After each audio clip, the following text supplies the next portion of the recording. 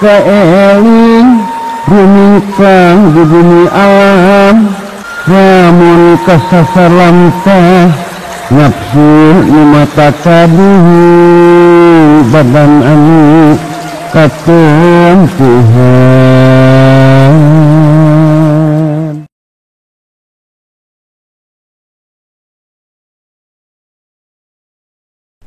Qala Allah Ta'ala fil Qur'anil Hakim. A'udzu billahi minasy syaithanir rajim. Qul in kuntum tuhibbunallaha fattabi'uni yuhibbukumullah wa yaghfir lakum dzunubakum wallahu ghafurur rahim. Barantos ngadawuhkeun Gusti Allah Subhanahu wa Ta'ala dina Al-Qur'anul Hakim surat Ali Imran ayat 31. Bejakeun ku anjeun Muhammad ka jalma-jalma anu ariman mun anjeun bener-bener mika cinta Gusti Allah mangka tuturkeun kaula nieu nyatana Kangjeng Nabi Muhammad alaihi wassalatu wassalam. Artina lamun ente mika cinta Gusti Allah mangka tuturkeun ku ente jejak lampahna Kangjeng Nabi Muhammad alaihi wassalatu wassalam. Niscaya Gusti Allah barus mika cinta ka ente jeung hampura kana dosa-dosa ente jeung ari Gusti Allah Subhanahu wa Ta'ala eta dat anu kagungan sifat maha hampura jeung maha asih. Itu ari salah sahiji perkara anu aya dina diri pribadi Kangjeng Nabi Muhammad alaihi wassalatu wassalam anu kudu dituturkeun ku urang sadaya salaku umatna di antarana nyaeta dzikir. Qala ummul mukminin parantos ngadawuh ummul mukminin nyata Siti Aisyah radhiyallahu anha kana Rasulullah alaihi wassalatu wassalam yadhkurullaha ala kulli ahyanihi. Dawuhanana yen saestuna Rasulullah alaihi wassalatu wassalam zikir ka Gusti Allah dina setiap waktu di sepanjang masa jumenengna. Jadi dikir teh kaasup kana itiba atawa mengikuti Kangjeng Nabi, atawa dengan kata lain dikir itu adalah sebagian dari sunnah Rasul. Dawuhan Kangjeng Nabi Muhammad alaihi wassalatu wassalam, ahla dzikri hum ahlullahi khassoh. Ari ahli dzikir eta teh mangrupakeun ahlina Allah anu khusus atawa anu istimewa. Dawuhanana deui idza ahaballahu abdan alhamahu lidzikrihi. Upami Gusti Allah mika cinta ka hiji hamba mangka Gusti Allah baris ngailhamkeun ka eta hamba pikeun zikir ka Gusti Allah. Jadi lamun ente megawe zikir hartina ka hiji ente geus nyunah Rasul. Ari nyunah Rasul eta matak dipika cinta ku Rasul jeung matak dipika cinta ku Gusti Allah jeung matak dihampura ku Gusti Allah tina sakabeh dosa. Kadua, lamun ente migawe dzikir hartina ente geus kaasup kana golongan ahli Allah anu istimewa. Katilu, lamun ente migawe dzikir kalawan mudawamah hartina eta jadi ciri, eta jadi pertanda yen Gusti Allah Subhanahu wa ta'ala teh mika cinta ka diri ente kitu. Ayeuna lamun dina urusan dzikir dawuhan Kangjeng Nabi Muhammad alaihi wassalatu wassalam, afdalu dzikru qaulu la ilaha illallah. Pang abdol-abdolna dzikir nyaeta dzikir anu diucapkeun make kalimat la ilaha illallah. Dawuhana deui khairu dzikri dzikrul hopiu. Jeung ari pang alus-alusna dzikir nyaeta dzikir hopi. Ari dzikir hopi nyaeta dzikir anu disumputkeun atawa anu dirahasiakeun. Nyaeta anu teu kanyahoan ku batur, hartina dzikirna dina jero diri ente sorangan. Contona dzikirna hate, dzikirna ruh, dzikirna sir. Taeta teh dzikir hopi anu teu kanyahoan ku batur. Taeta teh leuwih alus lamun dibandingkeun jeung dzikir jahar atawa dzikir lisan upami nurutkeun katerangan ti Kangjeng Nabi. Tuluy ngeunaan kalimat la ilaha illallah, Gusti Allah Subhanahu wa ta'ala parantos ngadawuhkeun dina hadis kursi, la ilaha illallahu hisni, pamandahola hisni amana min azabi. Dawuhanana Gusti Allah, ari la ilaha illallah teh eta teh bentengna kaula. Sahajama anu asup ka benteng kaula mangka eta jalma teh aman tina ajab kaula. Artina sahajama anu mudawamah atawa anu ngalanggengkeun zikrullah ku kalimat la ilaha illallah mangka eta jalma teh moal kena ku ajabna Gusti Allah. Hartina bakal jadi jalma anu salamet, bakal jadi jalma anu aman tina azab Gusti Allah. Eta sabagian tina kautamaan kalimat la ilaha illallah. Ingat-ingat ke ente la ilaha illallah teh bentengna Gusti Allah. Ari kalimat la ilaha illallah lamun secara makna, lamun dicokot garis besarna terbagi dua. Kahiji makna dohir atawa makna syariat, kadua makna batin atawa makna hakikat. Fahina idin yang kunu makna la ilaha illallah min haitsu dohir. Ari makna la ilaha illallah tina segi dohirna huwa nafsul wahyati masiwallahi ta'ala wa isbatul wahyati jalahu a'la. Nyaeta nganapikeun atawa ngeuweuhkeun pangeran atawa kapangeranan salian Allah. Hartina dina keyakinan ente tidak ada Tuhan lain, satu-satunya Tuhan adalah Gusti Allah Subhanahu wa ta'ala.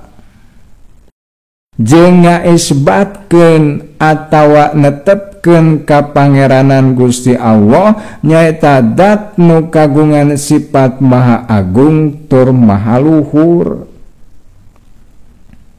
artina ente mengetahui jeung meyakini yen ari anu sabener-benerna Tuhan ialah Gusti Allah. Ari sabagian tina definisi Tuhan adalah yang menciptakan seluruh alam dan isinya.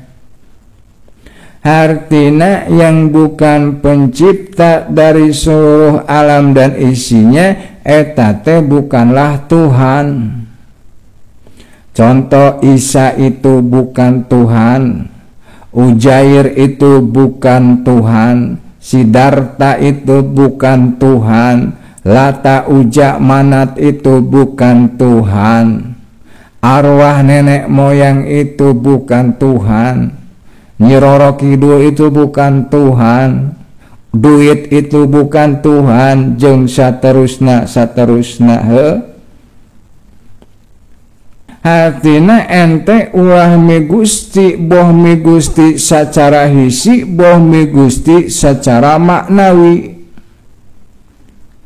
Ari mi Gusti secara hisi, contohna ente nyembah Nabi Isa misalnya, siga kaum Nasrani anu aya di zaman ayeuna. Ari mi Gusti secara maknawi, contohna ente tatageungan ka makhluk, seperti tatagenan kana ilmu, kana kalimat, kana benda pusaka, kana jabatan, kana duit yang sajabana. Eta teh sabagian tina makna dohirna la ilaha illallah. Wa amma min haisul haqiqatu, jeung ari makna batin atawa makna hakikat tina la ilaha illallah, fahuwa isbatu wujudillah wa nafsi wujudi ma siwallah. Nyaeta ngaisbatkeun atawa netepkeun wujud Allah jeung nganapikeun atawa ngeuweuhkeun wujud nu salian Allah. Hatina dina pandangan batin ente atawa dina kasadaran batin ente, ente nyaho kalawan yakin, ente nyaho kalawan sadar yen saestuna hakikat nama teu aya wujud angin wujud Allah atawa angin wujud kagungan Allah. Atawa dengan kata lain, sadaya wujud, boh nu awal, boh nu akhir, boh nu dohir, boh nu batin, eta sadayana wujudullah, nyaeta mangrupakeun wujud kagungan Allah. Jadi lamun sacara makna jalma anu dzikir ku kalimat la ilaha illallah, ceka terangan ti para ulama ahli dzikir eta teh terbagi kana 3 peringkat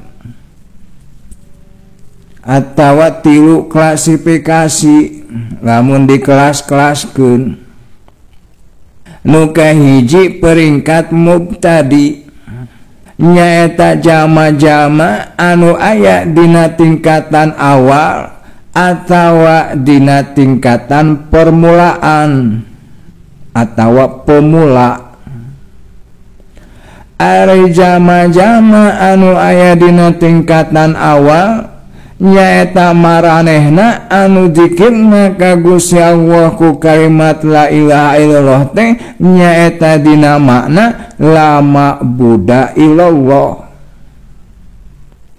Artina maranehna dzikirna kalawan dibarengan ku kasadaran yen teu aya anu berhak diibadahan angin Gusti Allah wungkul. Eta disebut golongan mubtadi. Nu kadua tingkatan mutawasid, nyaeta jalma-jalma anu aya dina peringkat menengah, kelas menengah. Ari jalma-jalma anu aya dina tingkat menengah nyaeta jalma-jalma anu dzikirna ka Gusti Allah make kalimat la ilaha illallah teh nyaeta dzikirna dina makna la maksuda illallah au la matluba illallah au la mahbuba illallah.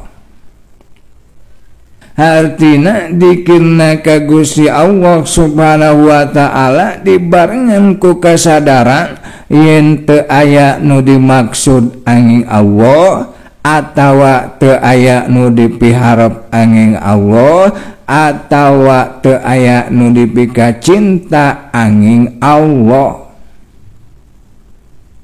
Eta kelas menengah atau peringkat pertengahan disebut mutawasid.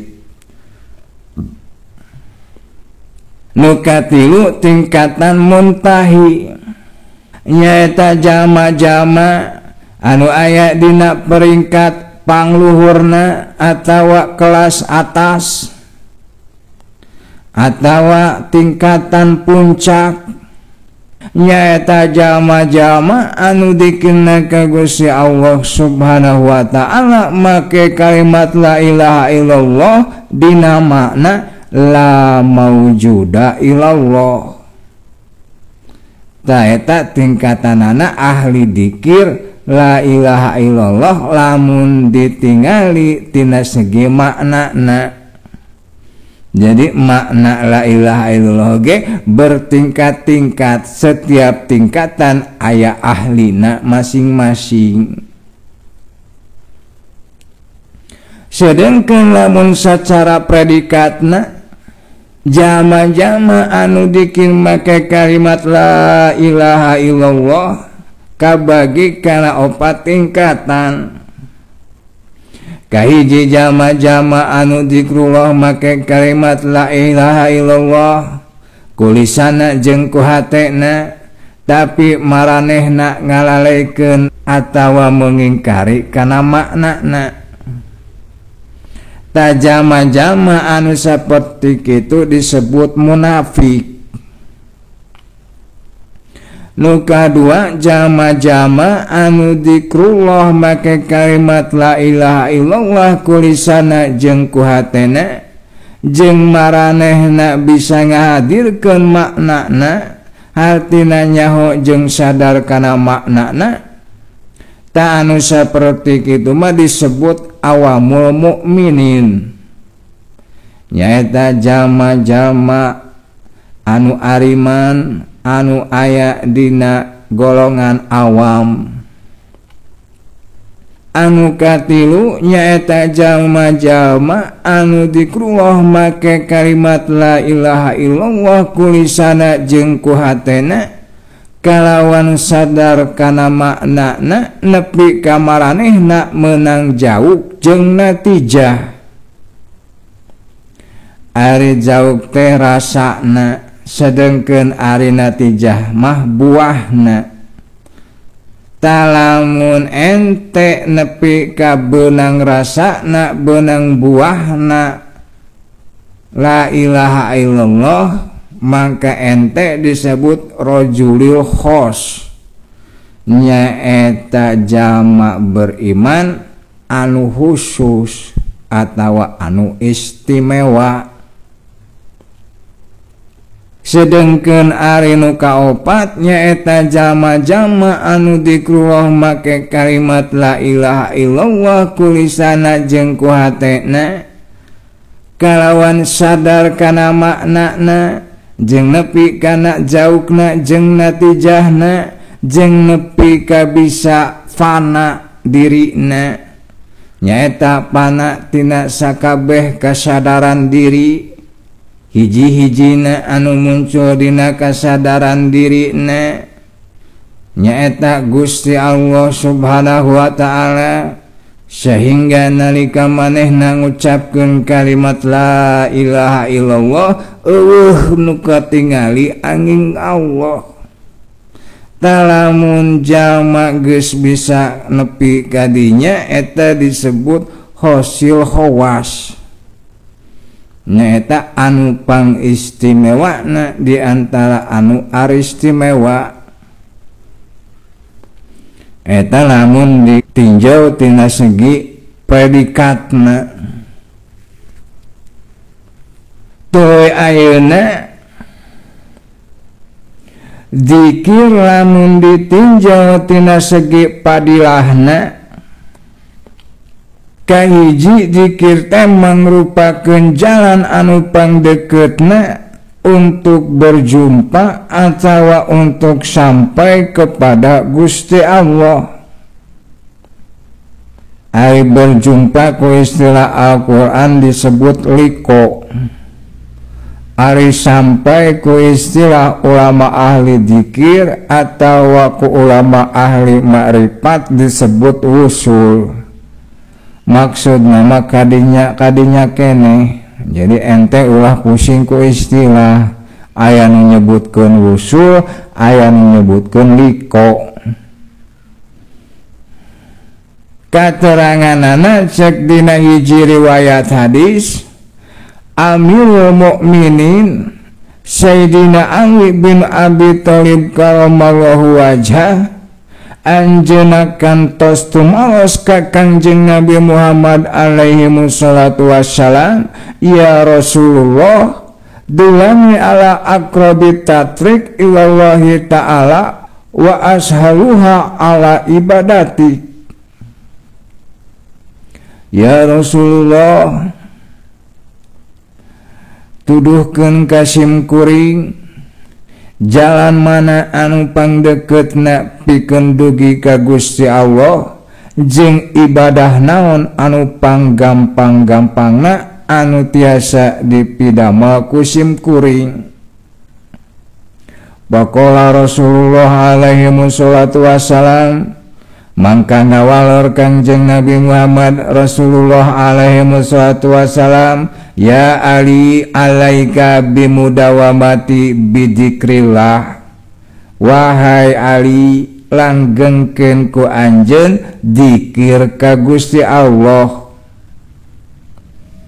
Jadi jalan anu pangdeketna ka Gusti Allah jeung ibadah anu panggampangna teh tiada lain dan tiada bukan, tidak ada yang lain, satu-satunya adalah zikrullah. Eta numutkeun katerangan ti Kangjeng Nabi Muhammad alaihi wassalatu wassalam. Tata salah sahiji padilahna dzikrullah anu pangutamana. Intina lamun dina dzikrullah ente ulah aya nu dilirik ku panon, ulah aya nu disejak ku hate, ulah aya nu dipikahayang jeung dipikarep angin Allah. Dawuhanana Gusti Allah dina hadis qudsi, lama arodanili a'taitahum mala ainun ra'at wala udunun sami'at wala khotoro ala qalbin bashar.